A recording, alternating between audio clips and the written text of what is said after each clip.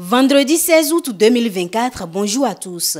L'arrestation de l'activiste béninois Steve Amoussou, plus connu sous le pseudonyme de Frère Onvi, fait encore la une des journaux parus ce jour. La peur dans le cœur de ceux qui filent des informations à l'opposant célèbre pour ses chroniques acerbes contre le régime Talon. Après l'arrestation du Frère Onvi et les messages interceptés sur son téléphone, les loups dans la bergerie de Talon, titre Le Soleil Bénin Info. Selon le journal, c'est la panique totale dans le rang des soutiens mesquins de la rupture. Le Challenge confirme l'information et précise que plusieurs collaborateurs de l'activiste ont déjà pris la fuite. Arrestation du Frère Onvi, les collabos de l'activiste détalent hors du pays, titre le journal qui cite déjà un graphiste qui aide le Frère Onvi pour ses montages. Pour le matinal, c'est toute une polémique qui s'installe après l'interpellation de Steve Amoussou. Seules les réactions de la police républicaine et de la justice pourront mieux éclairer les Béninois. L'événement précis informe d'ailleurs que le mis en cause sera devant la criette le lundi. La Nouvelle Tribune pour sa part, après les révélations de Maître Baparapé sur les conditions d'arrestation du Frère Onvi, la réaction des autorités béninoises et togolaises est aussi attendue. Toujours dans le dossier justice,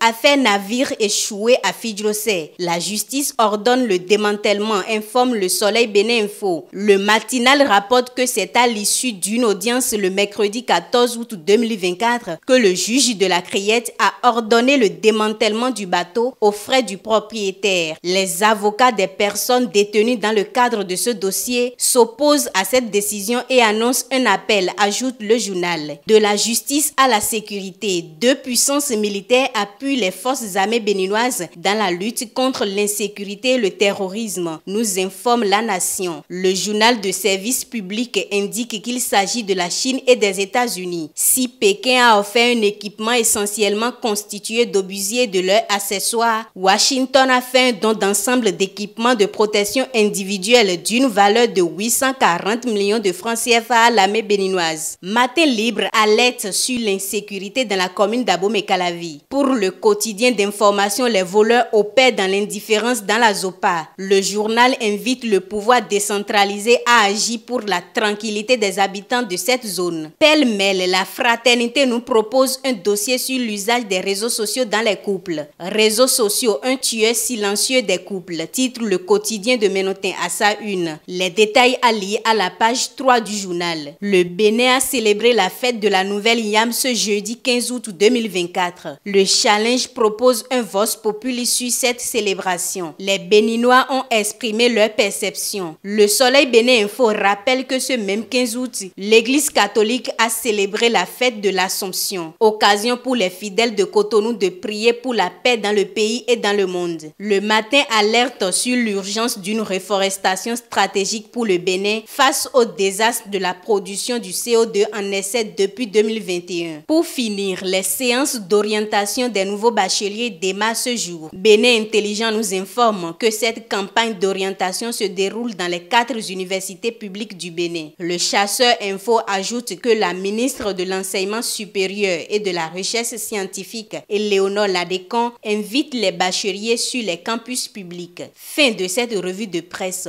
Bon début de week-end à tous.